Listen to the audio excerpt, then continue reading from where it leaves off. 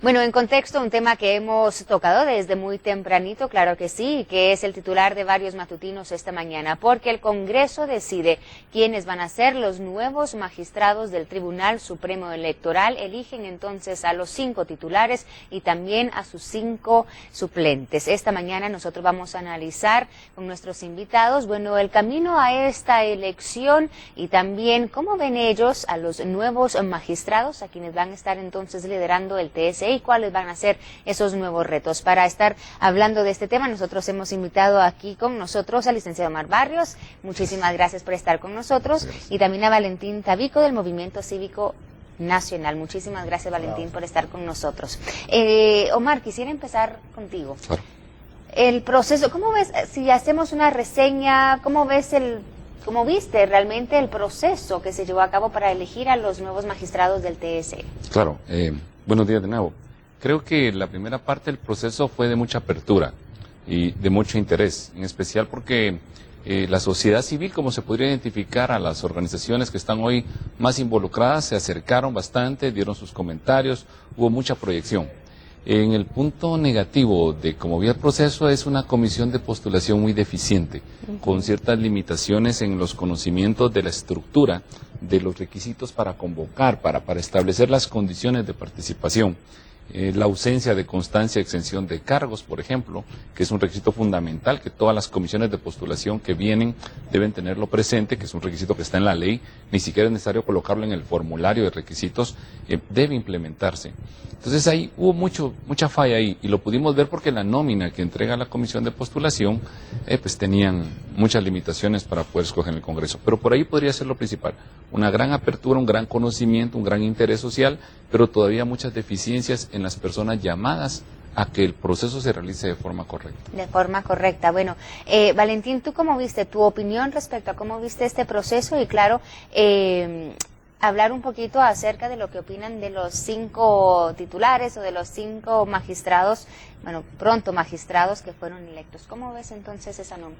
Bueno, nosotros estuvimos dándole seguimiento a todo lo que es el proceso desde de la comisión de postulación, viendo realmente que se cumplieran con los requisitos de ley, viendo también que la comisión dictara reglas más claras sobre el proceso de candidaturas, haciendo un llamado fuerte de participación. Lo que sí hemos visto desde un inicio es que no hubo mucha participación del sector de abogados y notarios en este proceso. Digamos que de más de 20,000 abogados y notarios que hay en Guatemala, solo se hayan presentado 128 personas, de ellos solo 116 tenían los requisitos o cumplían con los requisitos. Entonces por ahí empieza, más algunos defectos que se pudieron evidenciar en algunos comisionados que a todas luces mostraban cierto interés por no hacer bien las cosas. Eso hay que decirlo, es nuestra obligación en el movimiento pasar de habitante a ciudadano, es decir las cosas como son. Y bueno, nuestra opinión ya para la elección es que una vez más el Congreso hace una muy mala gestión para el pueblo. O sea, volver a esto de partidizar el nombramiento de 5 magistrados que van a ser los rectores de la política electoral en Guatemala es muy delicado, ¿verdad? Es muy delicado. Lo otro es que tampoco consideran en serio el trabajo de la comisión de postulación, ¿verdad? La comisión de postulación les hizo pruebas psicométricas a los candidatos, evaluaron los expedientes y hay una puntuación. El promedio de puntuación de los 5 titulares es menor a la puntuación de los suplentes, por ejemplo, en un punto, por ejemplo, pero eso ya habla muy mal de un proceso de selección. Bueno, es la visión que ustedes nos están dando hoy difiere. Nosotros hace unos minutos hablamos con Carmen Aida Ibarra del Movimiento Pro Justicia. Ella realmente se mostraba más positiva en cuanto al resultado de estas elecciones.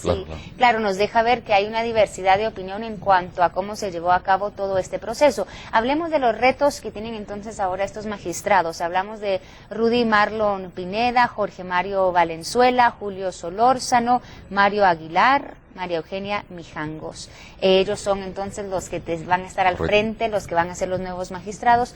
¿Qué retos tienen y estos retos cómo podrían afectar a la población en general? Por supuesto, creo que el principal reto que tienen ahorita 3 de los 5 magistrados titulares es capacitarse. Estamos hablando de que hay una selección en donde hay carencia de conocimiento técnico en la materia electoral. Valdría la pena aclarar de que cualquier abogado puede optar a este cargo siempre y en los requisitos. Se pidió por parte de la Comisión de Postulación maestrías en Derecho Constitucional, en Derecho Electoral, que por cierto no existe maestría en Derecho Electoral y lo solicitaron. Pero viene esto porque tenemos 2 magistrados de línea penal, del ramo penal, que no han trabajado dentro de la administración pública como tal. Entonces van a tener ellos que ir contra el tiempo para capacitarse primero ellos en el ámbito, porque la materia electoral es una materia muy especializada. Estamos hablando de que se necesitan estudios de años para poder tener, por ejemplo, la experiencia que sí tiene uno de los magistrados electos, que es el licenciado Julio Solórzano. Es una experiencia y una trayectoria. Tenemos muchos magistrados de sala de lo contencioso administrativo, por ejemplo, que eran de los mejores calificados, que no fueron tomados en cuenta. Traen 2 magistrados del ramo penal que difiere mucho, entonces capacitación va a ser lo primero. También hay que diferenciar, y la población es importante que lo conozca, que el Tribunal Supremo tiene un área técnica, o sea, el personal que realmente es el operativo, el personal que conoce toda la estructura. Si algo nos ha garantizado este Tribunal Supremo es que las elecciones se realicen conforme debe de ser, dándole la oportunidad a todos. Que el Tribunal Supremo actual haya tenido graves errores de interpretación constitucional y que acarrearon grandes problemas en la administración electoral y precisamente en la integración de los órganos. Por ejemplo, diputados que fueron bloqueados en su participación, diputados que están tomando posesión recientemente. Personalmente yo conocí muchos amparos en esta materia. Y vimos muchas deficiencias. Entonces creo que la capacitación es lo que más urge para los magistrados, porque el Tribunal Supremo, como órgano, como del Estado, como ente de control, se encuentra muy estable y ahí la población debe estar muy tranquila. Las incidencias que tiene este nombramiento son bastante drásticas, porque fue una repartición de cuotas de poder y eso nos regresaría al sistema anterior, cuando el Consejo Electoral se designaba por los partidos políticos. Los retos son grandes, pero yo creo que el reto más grande es para la población y es muy bueno que lo hagas ver y que le insistas a las personas en esto, que participen, que el ciudadano se vuelva activo, que exija, que vea que realmente los magistrados, aunque lo veo muy difícil, rompen ese cordón con quienes los designaron, ¿verdad? Con quienes tuvieron que pactar para llegar a ese puesto. Claro. Y ahora, Valentín, hablemos brevemente entonces del impacto, del futuro del TSE aquí en Guatemala, las conclusiones que podemos sacar ya de estas nuevas postulaciones. Bueno, más bien son los grandes desafíos que tiene este nuevo Tribunal Supremo Electoral, y es que es renovar lo que hasta ahora conocemos de un actual Tribunal Supremo Electoral.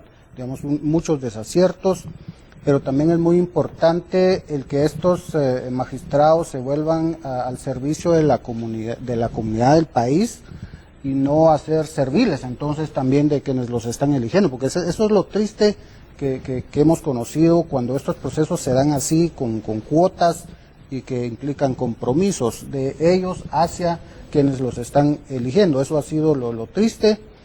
Es el que realmente se vuelvan garantes al cumplimiento de la ley electoral y de partidos políticos y el control de las finanzas de los partidos políticos. Hemos visto, por ejemplo, que ya hay una campaña anticipada. Ese es un primer gran desafío para ellos, cómo poner orden en eso, fiscalizar de dónde viene esa campaña anticipada. Eso para el ciudadano al final tiene el costo es altísimo, porque todo este dinero que ellos algunos partidos ya están haciendo en campaña, eso se lo van a cobrar al país, a la ciudadanía, robando en los proyectos cuando estén haciendo gobierno. Todos sabemos que en Guatemala el nivel de corrupción de la inversión pública anda en el 35% ya, y ese es el costo de la campaña anticipada, y ese es el gran rol de un Tribunal Supremo Electoral. Aquí debe haber, ellos deben ser muy valientes aquí sí a usar una palabra, a destetarse de quienes los han electo por ahora. Creo que esos son como los grandes desafíos que ellos tienen, y exigir, de verdad exigir el que esos fondos públicos o esa deuda electoral que cobran los partidos políticos se vuelva realmente un recurso de capacitación a los cuadros políticos para que estos aprendan, sepan de planes de gobierno, de programas, de proyectos, de políticas públicas que saquen al país de este 52% de pobreza que tenemos en Guatemala, del 49% de desnutrición. Es decir, la trascendencia que tiene el tribunal es increíble. O sea, si no lo habíamos dimensionado al extremo, esto hay que dimensionarlo. Y ellos lo deben de saber, y la ciudadanía creo que también debe estar como muy pendiente para que esto podamos avanzar. Guatemala no podemos seguir estando en lo mismo. Claro, y del impacto que tiene del TSE, ¿verdad? En todo el país, en toda la ciudadanía. Un ex constituyente decía, nosotros soñábamos, decía él, con un TSE despartidizado y salido ya de aquellos vicios anteriores de los autoritarios que nombraban magistrados y al gusto, ¿verdad? Pero estamos cayendo a lo mismo, o sea, estamos regresando a lo mismo con estas prácticas, ¿verdad? Entonces, bueno, vamos a seguir analizando el tema porque, como digo, sí, estas son opiniones, ¿no? Y claro que hay opiniones variadas. Como dijimos esta mañana, escuchábamos a Carmen Ibarra, que tenía quizá una visión un poco más positiva. Es por la línea que representa. Cuando uno es independiente puede manifestarse un poco más, ¿verdad? Entonces vamos a seguir nosotros analizando y, claro, analizando más que todo el impacto que pueda tener esto en la ciudadanía, porque eso es al final lo más importante, ¿verdad? El impacto que pueda tener en la ciudadanía y en el país. Muchísimas gracias a ambos por haber estado. Gracias por la invitación siempre. Muy amable, gracias. Muchísimas gracias. Y nosotros en casita también abrimos este foro. ¿Qué piensa usted? Déjenos saber. Nuestra pregunta del día aparece ahora en pantalla para que usted también nos pueda comentar más adelante qué opina del proceso y la elección de los magistrados del TSE. ¿Se enteró usted?